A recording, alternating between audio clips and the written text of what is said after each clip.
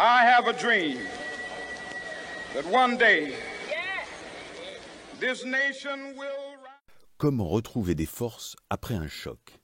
Comment orienter mon énergie efficacement pour y faire face?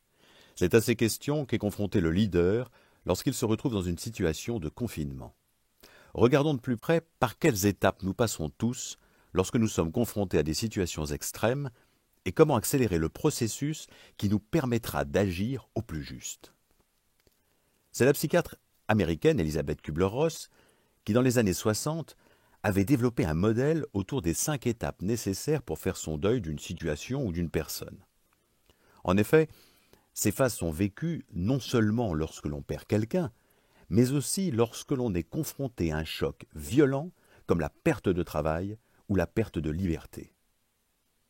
Passé le choc et la sidération, il y a en général une première phase dite de déni. Le fait de nier les faits. C'est pas possible. Ou c'est pas grave. Après le déni, une seconde phase. La colère. La colère avec un sentiment d'injustice. On peut être tenté de rechercher des coupables. Si ça arrive maintenant, c'est parce que telle personne a fait ou n'a pas fait ceci ou cela. Avec la troisième étape, commence alors une phase de négociation ou de marchandage avec soi-même. Oui, mais alors, peut-être que si je fais ça, la réalité va changer. On aimerait que les choses redeviennent comme avant. Et on négocie intérieurement avec le réel. Puis, arrive une quatrième étape, la tristesse. La fatigue et une perte de motivation peut avoir lieu qui sera la phase nécessaire pour aboutir enfin à la cinquième phase, l'acceptation du réel, une forme de lucidité.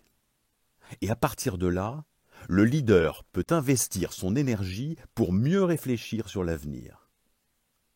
Ce modèle nous intéresse car tant que nous n'avons pas passé les 4 premières étapes, notre énergie est justement mobilisée à négocier et combattre des choses qui de toute façon ont déjà eu lieu.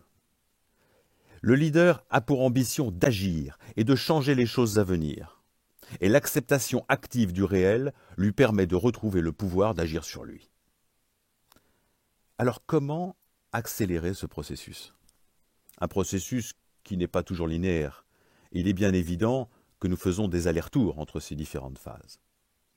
Mais reconnaître lucidement là où on en est dans l'instant présent facilite grandement le passage à l'étape suivante. Alors pour moi, aujourd'hui, dans ma situation, dans ma réalité, où est-ce que j'en suis?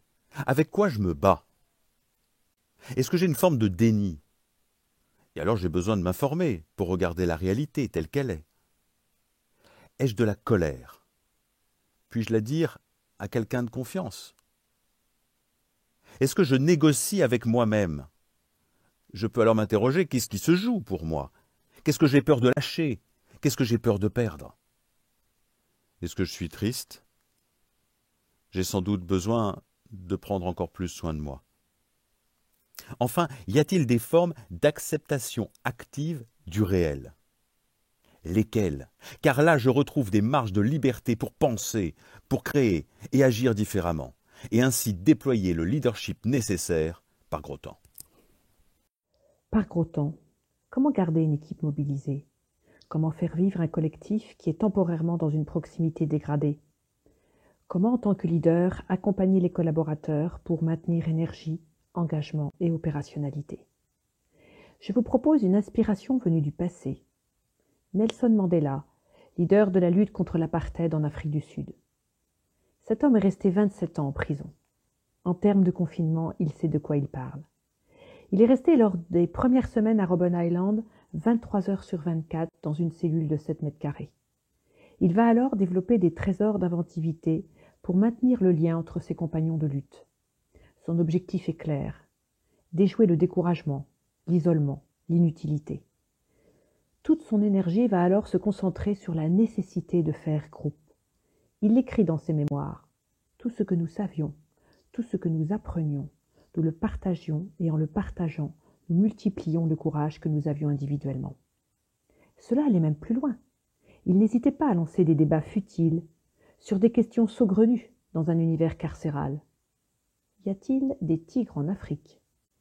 Chaque membre du groupe avait alors 10 minutes pour exprimer son point de vue sans être interrompu. Il donnait ainsi, pour chaque membre de cette communauté, l'occasion d'être pleinement écouté. Plus tard, entre eux, ils ont appelé Robben Island « l'université », à cause, disait-il, de ce que nous apprenions ensemble. Dans un contexte contraint, pour Mandela, la première responsabilité du leader pour son équipe est de faciliter l'expression d'une météo émotionnelle pour chaque collaborateur, avec des questions comme « Quelles pensées te viennent face à cette situation ? Que fais-tu ? Comment te sens-tu ? Quels ressentis ? Quelles émotions ?» Deuxième responsabilité du leader vis-à-vis de son équipe dans un contexte contraint, accepter et faire accepter la réalité de la situation. Mandela sera, durant cette période d'incarcération, un pédagogue de la réalité. Il accepte la réalité de sa détention, de sa condition de noir en Afrique du Sud. Il ne lutte pas contre cet état de fait. Du coup, cela le libère du ressenti négatif de l'incapacité à agir. Il se concentre ainsi avec lucidité sur ce qui le dérange de cette réalité. À chaque rencontre, avec ses compagnons, dans la carrière de Robben Island, sous haute surveillance de ses gardiens, il pose souvent ces questions. Si tu acceptes cette réalité, que se passe-t-il de différent pour toi ? Y vois-tu des avantages ? Lesquels ? Ces questions, posez-les à vos équipes. Mandela l'a expérimenté. Elle facilite un changement de regard sur sa réalité, apportant une acceptation bienfaitrice pour mobiliser l'intelligence adaptative de vos équipes. I have a dream that one day this nation will